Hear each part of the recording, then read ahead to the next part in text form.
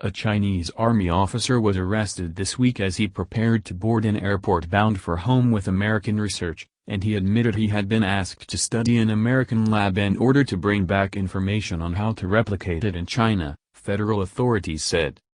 Xin Wang has been charged with visa fraud because he concealed his ties to the People's Liberation Army when he applied for and won a work-study visa in 2018.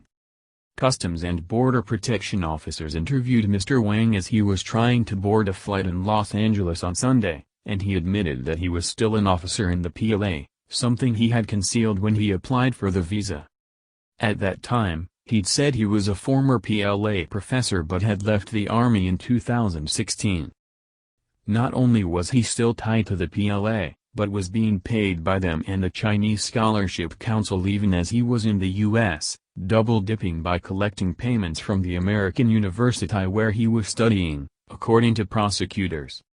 Mr. Wang is the latest Chinese citizen to be nabbed by U.S. authorities, who say China's government is engaged in large-scale attempts to steal American knowledge. In Mr. Wang's case, he was in the U.S. to study at the University of California, Santa Barbara. American taxpayers funded some of the lab work Mr. Wang was associated with, prosecutors said. Wang provided information to CBP that he had been instructed by his supervisor, the director of his military university lab and the PRC, to observe the layout of the UCSF lab and bring back information on how to replicate it in China, the prosecutors said in announcing the charges. CBP had also been told Mr. Wang was carrying American research with him as he tried to leave the country.